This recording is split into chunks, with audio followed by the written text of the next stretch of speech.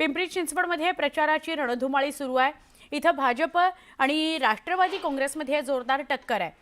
भाजप उमेदवारांच्या प्रचारासाठी शहराध्यक्ष बापू काटे रिंगणात उतरले। विकासाच्या मुद्द्यावर आपल्याला जनता कौल देईल असा विश्वास काटेंनी व्यक्त केला। शहरामध्ये पुन्हा भाजपची सत्ता येणार आहे असा दावाही त्यांनी केला। त्यांच्याशी संवाद साधला आमचे प्रतिनिधी गोविंद वाकडे यांनी। आपण बघतोय की स्वतः भाजपचे शहराध्यक्ष उमेदवार आहेत बापू काटे आणि त्यांच्याकडनं जाणून घेऊया की नेमका प्रचार कसा चाललाय। खरं तर मोठं आव्हान वाटतंय का की ही लढाई सोपी आहे? नाही, बिलकुल आव्हान वाटत नाहीये। ज्या ठिकाणी जातो तेवढ्याच उत्साहात लोक नागरिक सगळ्यांना भेटतात आहे।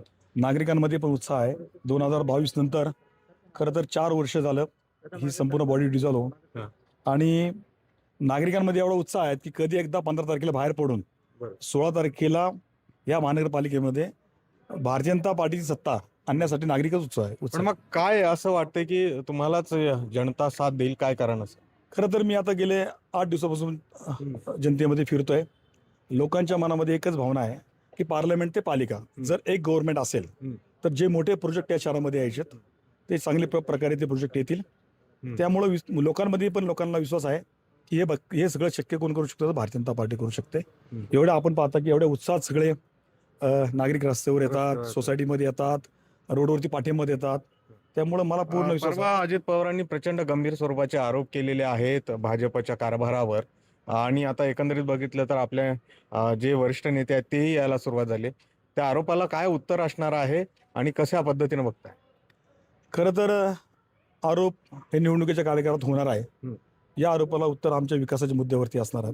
या शहरामध्ये जे मोठे मूलभूत प्रश्न आहेत, मेट्रो लाईन आपल्या DPR मध्ये घ्यायची आहे, अनेक लोकांना लोकल ट्रान्सपोर्ट सुधारलं पाहिजे, नंतर रिव्हर फ्रंट सारखा प्रोजेक्ट झाले पाहिजे, या शहरामध्ये पाणी व्यवस्था मोठ्या प्रमाणावरती आणायची, कारण आतापर्यंत 35 लाख लोकसंख्येचं हे शहर भविष्यात 70 लाखापर्यंत जाईल। याचं पूर्ण प्लॅनिंग हे आता करायला म्हणजे तुम्हाला म्हणायचं की विरोधकांकडे आरोपच आहेत?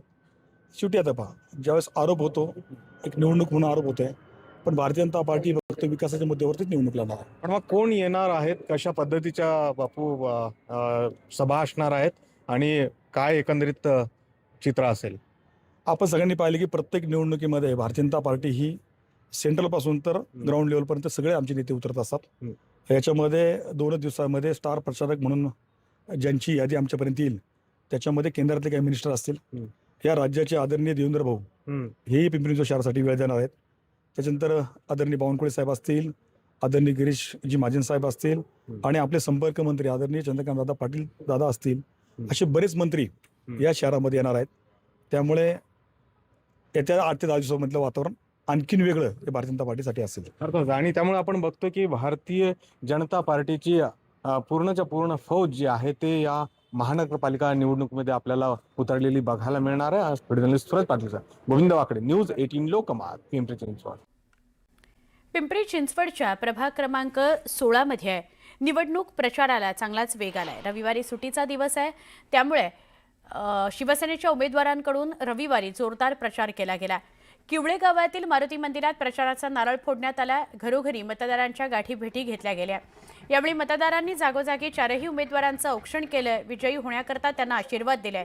प्रचारात उत्साहाचं वातावरण बघायला मिळालं।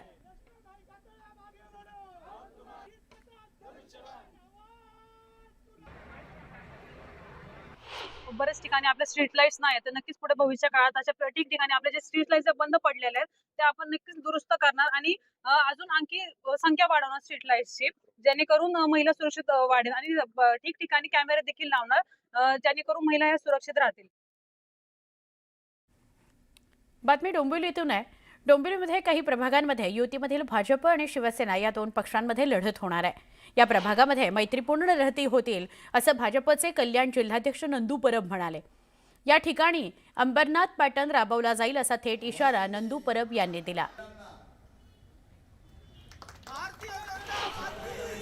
त्या प्रभागामध्ये फक्त हट्ट बाळ हट्ट यासाठी इथे या पॅनलमध्ये युती झाली नाही। आमचे उमेदवार मंदारजी असतील आणि त्यांच्या ताई असतील, हे ताई जेव्हा फॉर्म भरायलाच गेले त्या ठिकाणी शिवसेना पार्टीचे 4ही उमेदवार फॉर्म भरत होते। फक्त बाळ हट्ट यामुळे त्यांनी ते फॉर्म भरले. आम्हाला तर सांगितलं गेलं होतं की समजूत काढून आम्ही नंतर पाठी घेऊ, तसं झालं नाही. आणि त्यामुळे माननीय चव्हाण साहेब आणि खासदार साहेब यांनी एकनाथ शिंदे साहेब यांनी ठरवलं की या प्रभागामध्ये मैत्रीपूर्ण लढत करायची. विकासाच्या जोरावर पिंपरी चिंचवडमध्ये भारतीय जनता पार्टीला यश निश्चित मिळेल असा ठाम दावा केला भाजप आमदार शंकर जगताप यांनी.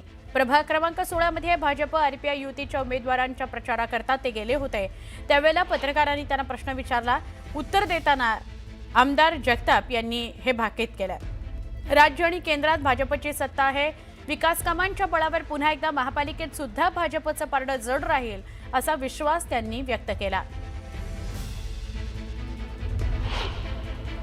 पूर्ण पिंपरी चिंचवडमध्ये हे वातावरण भारतीय जनता पार्टीमध्ये झालेलं आहे. प्रभाग क्रमांक 16 मध्ये आरपीआय आणि भारतीय जनता पार्टीची युती आहे आणि आमचे चारही उमेदवार हे भरघोस मताने निवडून येतील. इथे केलेली जी विकासाची कामं आहेत आणि महाराष्ट्र सरकार असेल, केंद्रातलं सरकार असेल आणि 2017 ते 22 मध्ये स्थानिक स्वराज्य म्हणजे महापालिकेमध्ये भारतीय जनता पार्टीने जी काही कामं केलीत, विकासाच्या रथ जो इथे चढता आलेख आहे त्या जोरावर इथले चारीच्या चारी आमचे भारतीय जनता पार्टीचे उमेदवार निवडून येणार. पुढे जाऊया. जळगाव महानगरपालिकेच्या सार्वत्रिक निवडणुकीकरता राजकीय वातावरण तापायला लागलेलं आहे. प्रभाग क्रमांक 13 मधून माजी मंत्री गुलाबराव देवकर यांचे पुत्र प्रफुल्ल देवकर निवडणुकीच्या रिंगणात आहेत. जळगावच्या रायसोनी नगरातील महादेव मंदिरामध्ये नारळ फोडून त्यांनी प्रचाराचा शुभारंभ केला. जनतेच्या आशीर्वादानं विकासाचा नवा अध्याय सुरू करण्याचा निर्धार त्यांनी यावेळी व्यक्त केला. आता देवकर कुटुंबाच्या राजकीय वारशाला मतदार कितपत साथ देतात हे बघावं लागेल. काल सभेमध्ये झालं आणि त्या पद्धतीनं ह्या प्रभागामध्ये 100% कामं करण्याचा आमचा प्रयास राहील. हा मतदारसंघ सुजलाम सुफलाम स्वच्छ हिरवागार असा करण्याचा आमचा मानस राहील. तिन्ही उमेदवार हे तडफदार आहेत, कामाला सातत्यानं मदत करणारे, पाठपुरावा करणारे आहेत आणि सेवाभावी वृत्तीचे उमेदवार आहेत. त्यामुळं जनतेचा विश्वास हा महायुतीवरती झालेला आम्हाला दिसतो आहे. सर्वांच्या माध्यमातून मला वाटतं आम्ही जनतेमध्ये, कारण महायुती आपल्या राज्यामध्ये आणि राज्यामध्ये महायुती किती विकास करते हे आपण सर्व जनतेने पाहिलेलं आहे आणि जनता आम्हाला 100% आशीर्वाद देईल. मागच्या वेळेलासुद्धाही चारही उमेदवार भारतीय जनता पार्टीचे ते जनतेने आशीर्वाद दिले होते आणि आतासुद्धा महायुतीमध्ये जनता आम्हाला आशीर्वाद देईल अशी आम्हाला 100% अपेक्षा आहे. आमचे चारही उमेदवार विजयी होतील.